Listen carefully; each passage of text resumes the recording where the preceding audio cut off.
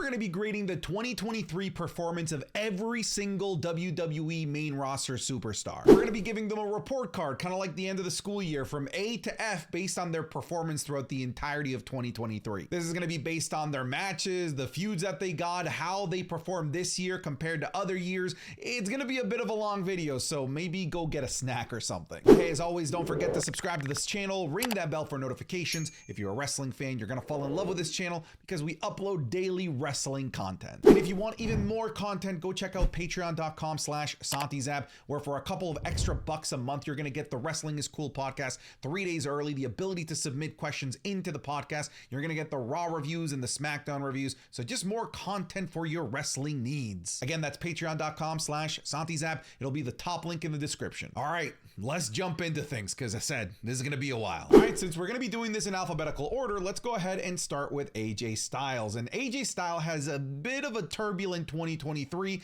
because he spent most of it on the shelf, although he did come back incredibly jacked. I would say that the highlight of his year was being the one that was in the final of the tournament for the newly minted World Heavyweight Championship against Seth Rollins at WWE Night of Champions in Saudi Arabia. He also got the return from injury and came back to have a program with the Bloodline and John Cena that didn't really materialize into anything. As of the making of this video, he's been off of television for the better part of the past 2.5 months. So AJ Styles, not his best year. I'm going to be giving him a B-. Next up, we have the incredibly lovable Akira Tozawa, who really exploded onto the scene this year and has gotten significantly more TV time ever since he joined the Alpha Academy. And yes, he hasn't really won any matches, but he's really won over our hearts. And just the fact that he's gotten more TV time to me is a win. Also, we love the dance. So Akira Tozawa is going to get a passing grade today. He's going to be getting a B-.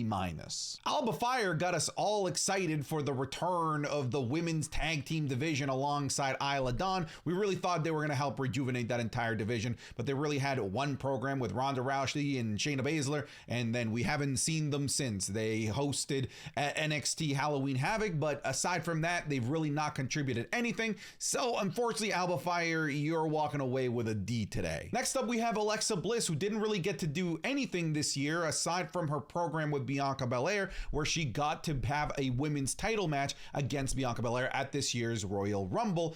She did have the whole thing with like Uncle Howdy and like the appearances of like the Wyatt Six logo, but again, that unfortunately didn't lead to anything. And then she got pregnant, so she really didn't participate in 2023. So I'm gonna give her just that, did not participate grade. Angelo Dawkins kind of didn't provide too much this year. The tag team division was completely on lock by the Usos and the Judgment Day and Sami Zayn and Kevin Owens.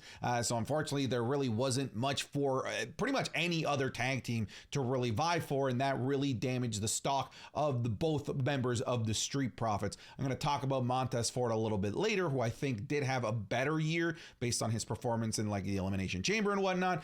So Montez Ford is kind of just sitting in the middle as we try to figure out what they're going to be doing with the Street Profits and Bobby Lashley. They're in this weird in-between where they're bad guys, not bad guys. They're supposed to be hated, but everyone loves them. So they're just in a weird limbo right now. And he was kind of in a limbo throughout the entire year. So C for Angelo Dawkins. Apollo Crews, more like Apollo Blues, because he never gets an opportunity to participate on Monday Night Raw, SmackDown, or basically any TV show these days. He started off the year in NXT having a feud with Carmelo Hayes, but even that was a little bit disappointing. He got called up during the NXT draft and hasn't been used since. I think he makes appearances here or there on WWE Main Event, but that doesn't really count. We all know that doesn't really count. It's a shame because Apollo Crews is a former Intercontinental Champion. He's been in a major spotlight before, but he's just not getting any opportunities.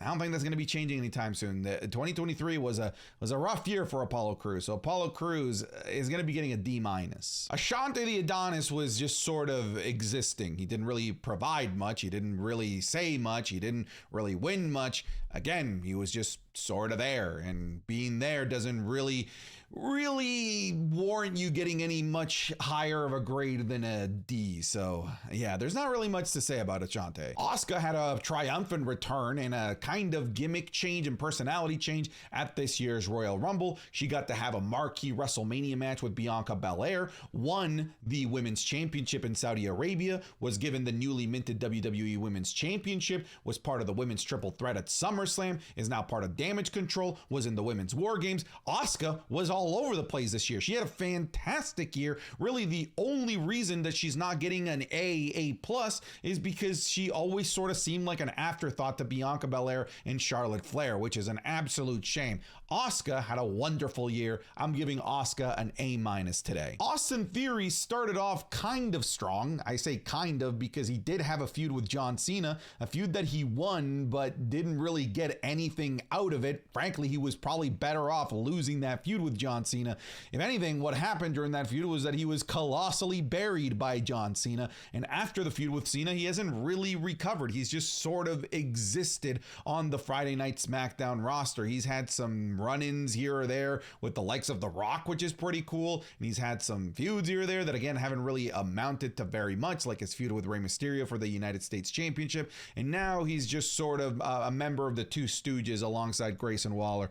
So it was a tough back half of 2023 for Austin Theory. So Austin Theory, you know, I can't really give you more than a B today. B-Fab kind of also was just present, but at the very least, unlike Ashante the Adonis, has been making moves to maybe make herself known by negotiating with Bobby Lashley, maybe joining the Hart Profits.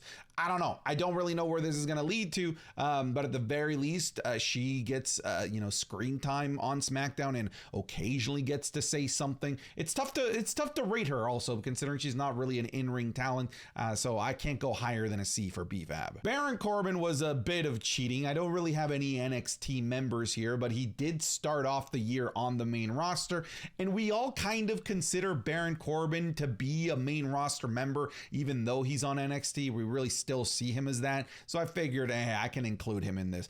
Baron Corbin had a bit of a tough start to the year, wasn't really being utilized very well, but then completely revitalized his entire career, honestly, in NXT. He's a top player in NXT, and I could definitely see him being called up at any moment, and he can be a top player on the main roster again. But frankly, like, he's just so valuable to NXT these days that I don't want to see him be called up. I think he's doing some fantastic work over there, the best work of his career, best character work of his career, best matches of his career.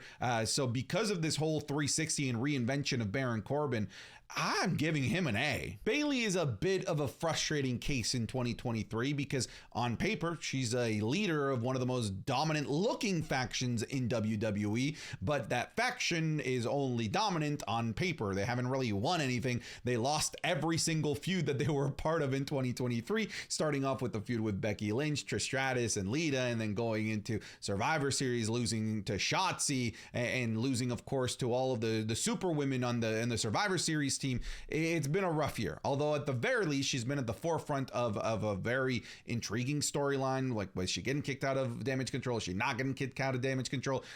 Not the best year for Bayley, so I can't go higher than a B. I really tried to make the case to go at least B+, but I couldn't. Becky Lynch was in a year of doing side quests, somebody that has perennially been a part of the WWE main event scene, somebody that is always going after women's championships, was not doing that in 2023, and I think it would ultimately ended up being a good thing for Becky Lynch and for fans, because we got to see her do different things. We got to see her feud with Trish Stratus, a feud which culminated in a fantastic women's cage match. We got to see her in War Games. We got to see her win the NXT Women's Championship. We got to see her help put over younger talent like Tegan Nox and Xia Li.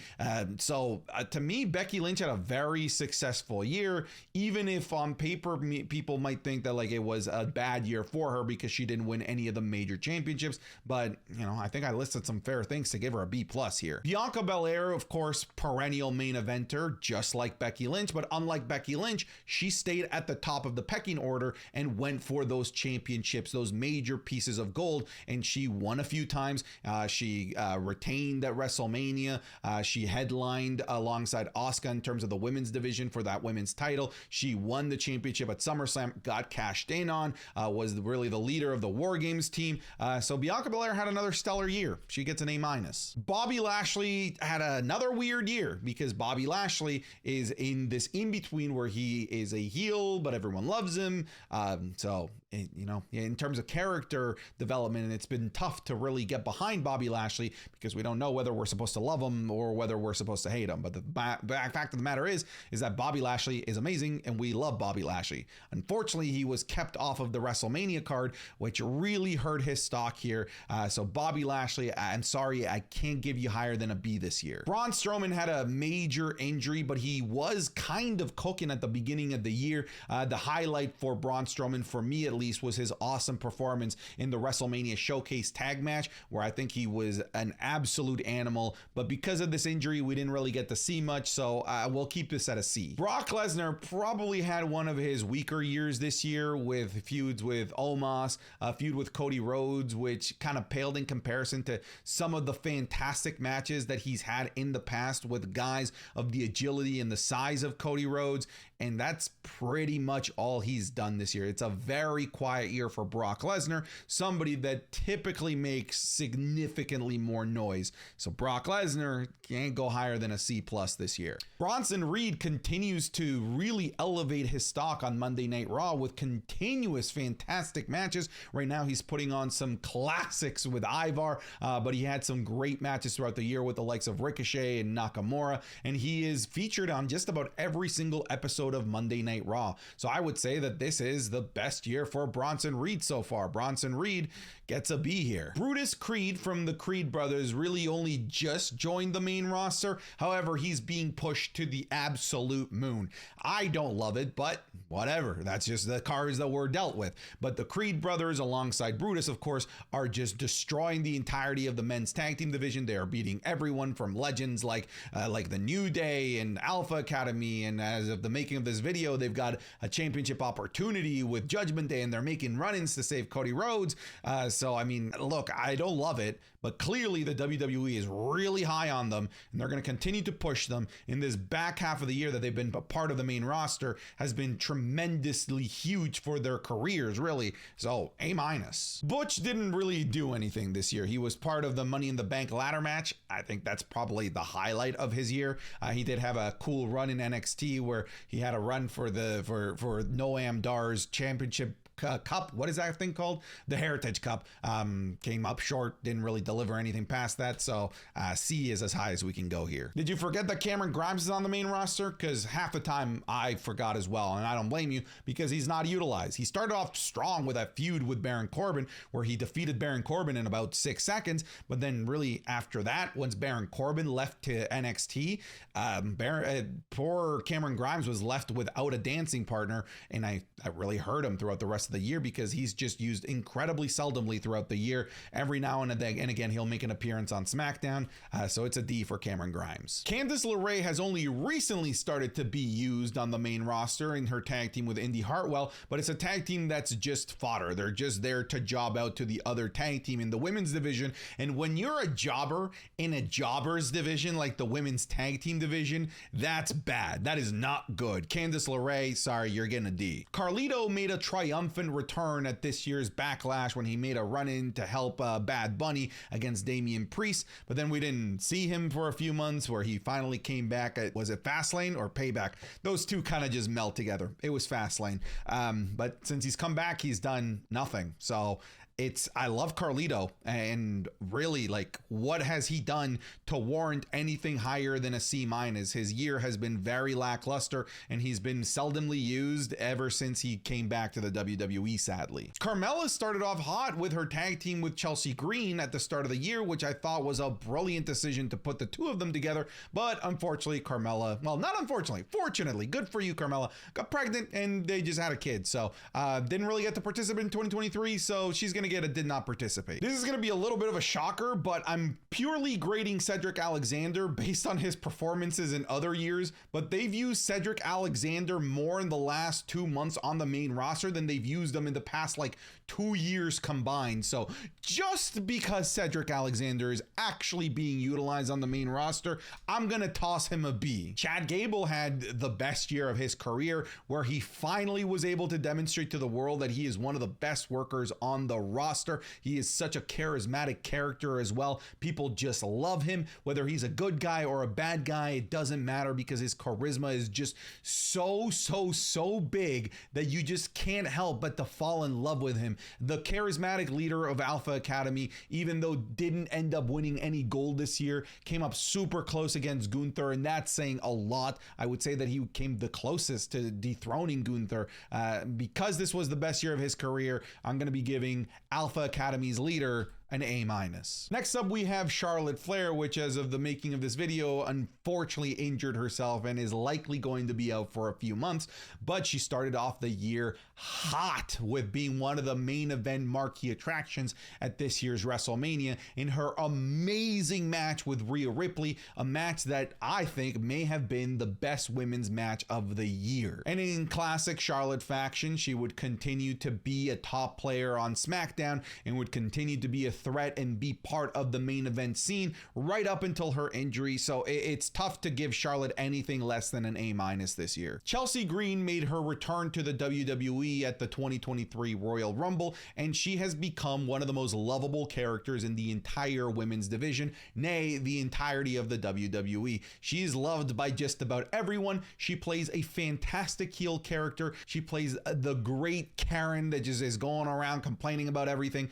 and she is just constantly featured on television. She, I think at this point, is probably the longest reigning women's tag team champion of all time. I actually don't know if that's a true stat. I might have just made that up, but it doesn't change the fact that she is going to be a main event player going into 2024, and it's going to be off the back of her fantastic character work throughout 2023. I'm giving Chelsea Green's year an A. CM Punk shouldn't really get graded, but look, he came back. That alone earned CM Punk an A++, okay? Cody Rhodes had a fantastic 2023. He won the 2023 Men's Royal Rumble, main evented night 2 of WrestleMania, perennial main eventer in just about every single PLE that he's been a part of. Of course, Cody Rhodes is not going to get anything less than an A+ here. Cruz del Toro or Joaquin Wilde, I don't know which one this is. He's just incredibly unmemorable, and because of that, you can't really get higher than a C-. The only reason you're even being graded is because you're part of the LWO, and at least they were featured. Dakota Kai unfortunately spent a huge portion of the year injured as well, but she did have a match at WrestleMania and has still been a mouthpiece for Damage Control, so I love the fact that WWE has still been using her and keeping her around as a character even throughout this injury, which has helped her stock and hasn't really dropped below a C. Damian Priest had the best year of his career, being a main event player throughout the entirety of the year, really, and winning the Money in the Bank briefcase, which more or less assures that he's going to be a world champion, of course, unless there's a failed cash-in. But Damian Priest has really solidified himself as a top player in the WWE, and he did it off of the back of helping carry Bad Bunny into one of the best matches of the entire year in that San Juan, Puerto Rican street fight at Backlash. Damian Priest had a wicked 2023. He gets an A+ as well. I kind of forgot that Dexter Lumis was part of the roster because he was really heavily featured in 2022 and then just not in 2023. D-. Dominic Mysterio is in contention for the breakout superstar of the entire year. He really just catapulted himself this year, becoming one of the top heels in the entire company, gaining the most amount of heat wherever it is that he goes, winning championships, having a marquee match at WrestleMania with his dad, being a part of War Games. I can't give Dominic Mysterio anything less than an A+ as well. Again, in contention for breakout superstar of the year. Dragon Lee was recently called up to the main roster and has already made a big splash. However, not that big of a splash. He hasn't really gotten any sort of storylines to really sink his teeth into. All he's really provided is just really good matches. And I love that as a professional wrestling fan. But ultimately, if we want Dragon Lee to become more popular and really grow and evolve, he's going to need to get some storylines. He did go down to NXT briefly to win the North American Championship. He is currently the North American champion as of the making of this video, but I don't know if that necessarily helps his stock because I'm capping him at a B+. Drew McIntyre had a pretty solid year as well, being a contender for Gunther's Intercontinental Championship at SummerSlam and at WrestleMania, while also being a main event player here in the latter half of the year, going up against Seth Rollins and being part of the Survivor Series War Games. It's cool to see Drew McIntyre be part of the main event picture again. He's been sorely missed, so I'm giving Drew McIntyre an A-. Elton Strong, hashtag Elton Strong, to me had a wonderful year alongside his teammate Up Pretty Deadly. It's just unfortunate that he had a pretty severe injury throughout the year, but they still managed to get him over even while he was injured with all of these hashtag Elton Strong vignettes. To me, they were the highlight of the SmackDown tag team division. I just wish that we got more of them, and I wish that they had something to actually fight for, something to actually go after, like some tag titles maybe. I'm going to be giving Elton Strong a B+. Eric from the Viking Raiders was putting on some bangers alongside his tag team partner Ivar in the early portions of the year. Again, one of the highlights being that awesome WrestleMania tag team showcase, but he's been injured for a huge portion of the back half of the year, which again really hurts his stock. So C is as high as I can go. Finn Balor had a really fantastic year, except he just kept losing and losing and losing, but it doesn't change the fact that he had a marquee Hell in a Cell match at WrestleMania against Edge. He had numerous attempts at the World Heavyweight Championship this year, was part of War Games, and again, part of that main event scene for the most part of 2023. It's just that he just kept losing. So we're going to cap him at an A. Giovanni Vinci is just sort of there, but he has made his presence felt over the last couple of weeks. We've been seeing a bit more character from him, and we've been seeing smoother in-ring performances from him as well. So I could see him having a much better 2024, but 2023 left a lot to be desired, so we'll cap him at a B-. Grayson Waller was one of those call-ups that didn't really get to participate much in the ring throughout the first couple of months of his call-up because of his injury, but again, he's had some fantastic run-ins with the likes of John Cena. He had a great match with Edge, but right now, sort of just floundering, feuding with Kevin Owens and being part of this twosome with Austin Theory. So I'm going to cap him at a B for his performance this year. Gunther was breaking records left, right, and center, becoming the longest reigning Intercontinental Champion, putting on banger classics. I would argue that he was putting on the best matches of the year consistently throughout the calendar year for the WWE. I cannot sing his praises enough. Gunther was an A+ player in 2023. Indy Hartwell, I don't understand why she got called up, because they called her up when she had a broken ankle. Don't know why, because she broke her ankle at NXT Stand and Deliver in that wicked ladder match, which she ended up winning, but again, had a broken ankle, and they called her up, and then she couldn't do anything because she had a broken ankle. And now that she's finally ready to go, she's just a jobber in the women's tag team division. And I said it before about Candice LeRae. It's not good if you're a jobber in a jobber's division like the tag team division. I'm sorry, Indy, you're a C-. Isla Dawn is just getting the exact same grade as Alba Fire, D. Ivar is not getting the same grade as Eric because he has blossomed into a fantastic single superstar, and I think that he can continue to carry this for the rest of his career. Ivar has been absolutely torching the game as of late, and I have to give him an A because of just how much he's developed as a single superstar. This is far and away Ivar's best year on the main roster. Ivy Nile, again, very similar to Brutus, just this massive push as part of the Creed brothers and her own individual push in the women's division. It's tough to not really go much higher or lower than an A-. Io Sky had a fantastic year, started off by demonstrating and reminding the world that she's a great singles competitor with that match at Backlash against Bianca Belair, and of course winning the Money in the Bank briefcase, cashing in and winning the title, and continuously defending the title against some of the biggest heavy hitters in the women's division like Asuka, Charlotte, and Bianca Belair, and probably soon to be Bayley. She had a wonderful year, one of the best years in the women's division, A+.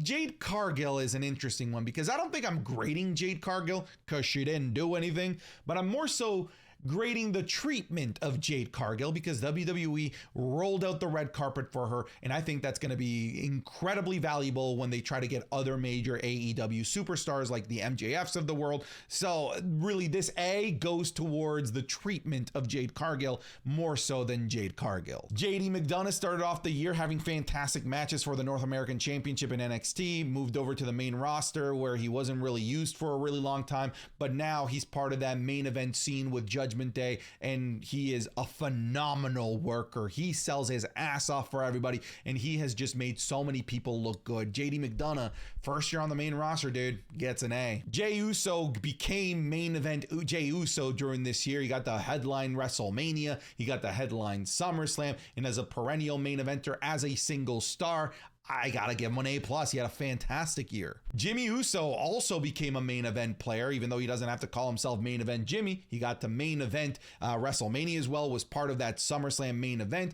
and has been part of the main event scene in SmackDown for the entirety of the year. Even though I don't think is as strong as an A+ as Jay, he's still getting an A+ here. Cruz del Toro / Walking Wild. Again, don't know which one this is. Getting the same grade as the other one, C-. John Cena sadly was just there to be jobbed out to younger superstars, but that's just the role that he plays now. He helped put Theory over, even though that didn't really work, and he helped put over Solo Sikoa over, and of course LA Knight over. So I mean, he did his job. He didn't win, he didn't bury people, which is nice, unless it was on the microphone. B+ for John Cena this year. Johnny Gargano just kind of feels misused right now, misutilized, miscasted. I don't know what it is, but he's just having a tough time really resonating with the crowd, and even the reunion of DIY has not really been able to help rekindle the magic that he was able to create and generate in NXT Black and Gold. So unfortunately, Johnny Gargano doesn't go higher than a B-. Julius Creed, just like Brutus Creed and Ivy Nile, again, same huge push. You've already heard the story, A-. Kairi Sane returned to the WWE, which in itself is pretty cool, but unfortunately they returned her in the worst possible venue possible in Saudi Arabia, a crowd that doesn't care about women's wrestling, and of course is not going to pop for her because they didn't care or know who she was. The other thing is that she's part of a faction that on paper is super strong but continuously loses, and she herself loses in singles matches.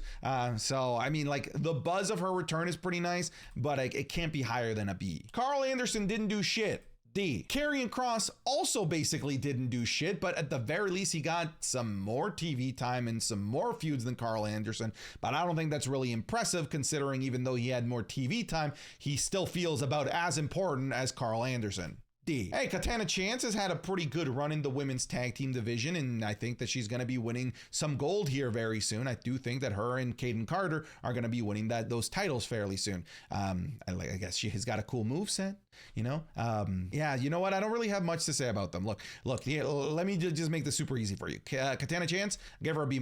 Kaden Carter, gave her a B-, okay? Kevin Owens had a wicked first half of the year, being the main event of the Royal Rumble, being part of the main event scene with the Bloodline, of course, main eventing night 1 of WrestleMania, being the main event of that awesome tag team match against Roman Reigns and Solo Sikoa of Night of Champions, and of course, held tag team gold for a while, but really has cooled off in the back half.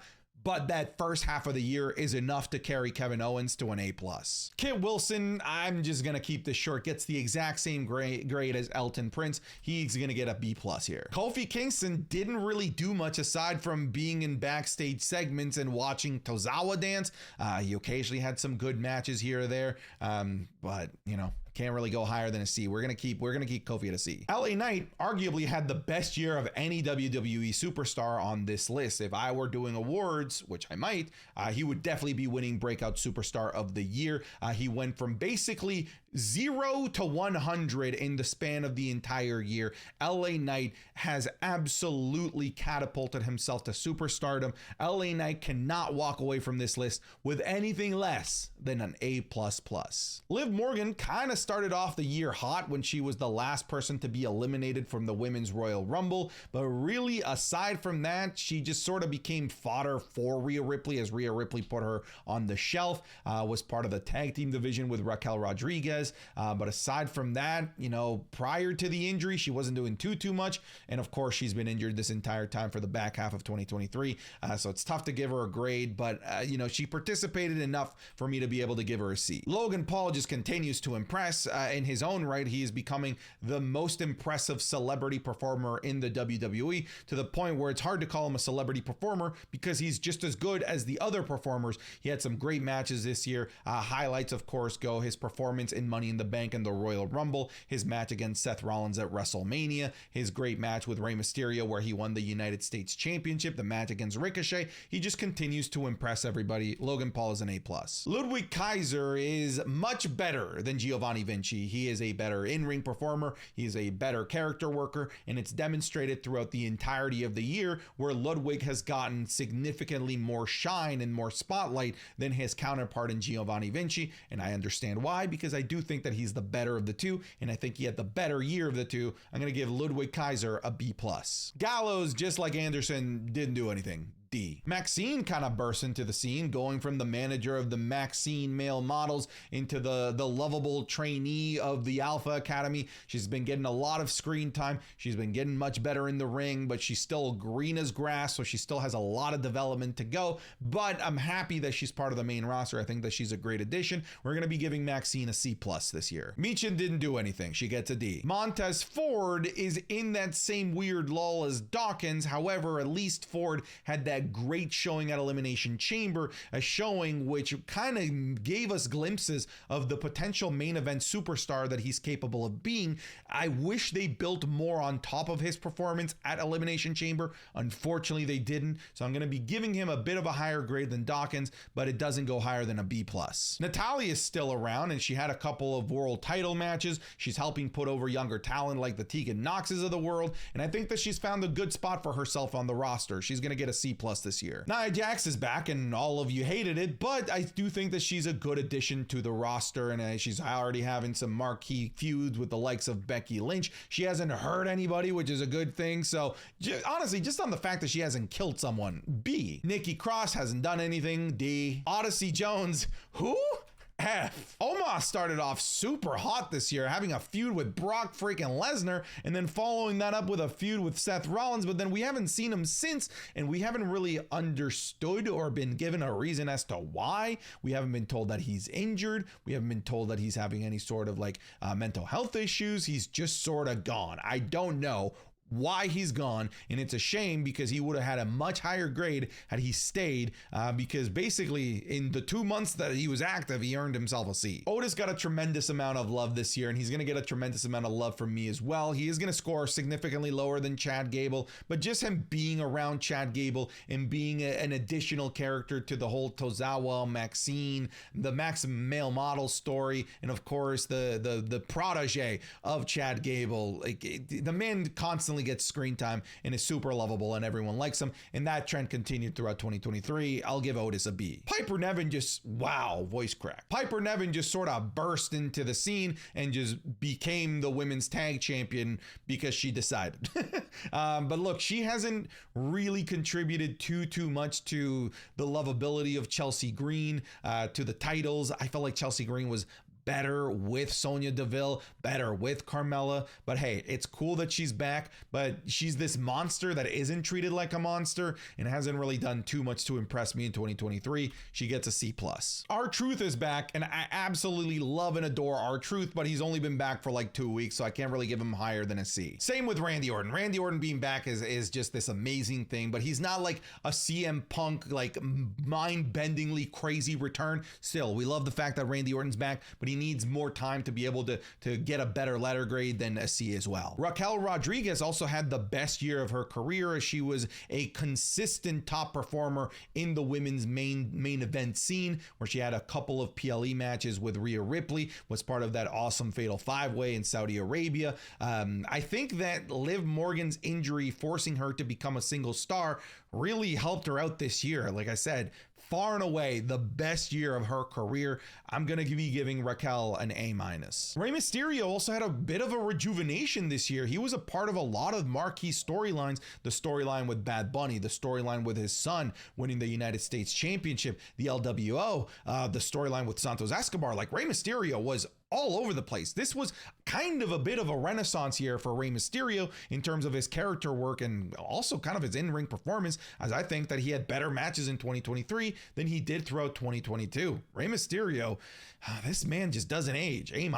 Rhea Ripley right there alongside LA Knight in terms of breakup performers of the year. Even though she was already a main eventer, she had already won world titles before, she never really felt like a serious world title winner because she wasn't named Bianca Belair or Charlotte Flair. She was almost there. She was almost capable of grabbing the brass ring, but never could in 2022. But in 2023, she did that and then more. She was fantastic this year. She was a crucial player in the both women's and men's main event scene. Fantastic women's match with Charlotte and just looking and feeling like this unbeatable, irresistible force. Rhea Ripley's getting an A++.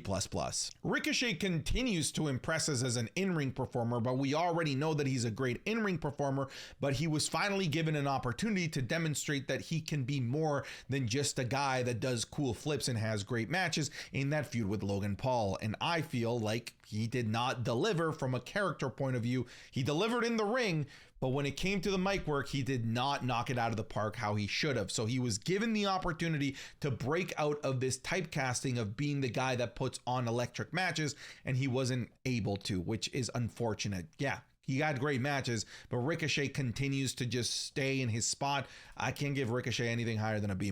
Roman Reigns, I don't love it. I don't love the fact that he's become a part-timer, but dude, main eventing anything that he's a part of, main evented WrestleMania. The first part of the year had him being the spearhead of one of the greatest storylines in WWE history. If I was only grading his last, post SummerSlam half of the year, I'd probably give him a lower grade, but Roman Reigns is still walking out of here with an A+.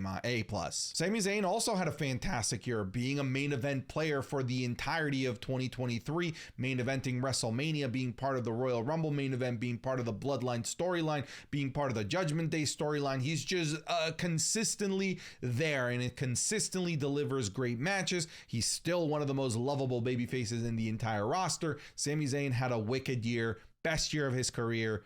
A+. Is this Sanga or is this Veer? I think this is Sanga. Doesn't matter because Sanga's getting a C-. Santos Escobar saved himself from a D- this year because he was one of the most boring, shoved down our throat baby faces of the entire year. But luckily with this heel turn, he's really revitalized his career, in my opinion. And I feel like his matches have always been good, but now that he's a heel, they have this extra edge about them. So he's just a significantly far more entertaining player. We're going to be giving Santos Escobar, thanks to his late year heroics and saving his career, a B+. Seth Rollins absolutely crushed it this year, becoming World Heavyweight Champion, winning match after match after match, taking on all newcomers, defending the championship, and of course now being part of a key, major, potentially feud of the century with CM Punk. Look, Seth Rollins, unlike Roman Reigns, was there week after week. He's getting an A+. Shayna Baszler is just sort of been there. I guess her biggest program was the one with Ronda Rousey, a program that was supposed to baptize her as like the new MMA badass of the WWE. But honestly, that match with Ronda Rousey, the MMA rules match, all it did was hurt Shayna Baszler. So Shayna Baszler doesn't walk out with more than a B- today. Sheamus started off the year super strong going into the summer, even being the one that retired Edge from the WWE. He was being given some good narratives as well.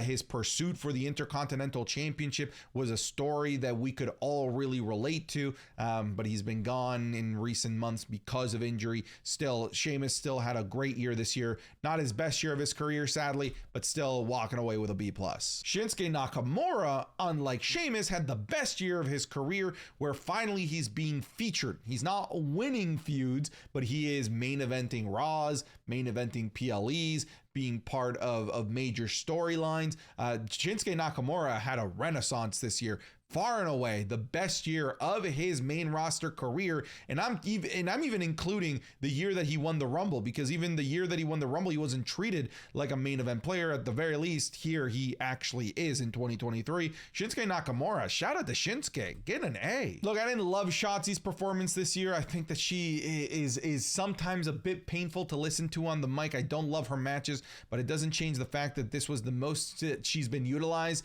and in her main roster run. So even though I don't think that her performances were particularly very good, at the very least she had performances, which is better than what we can say in previous years. So B-.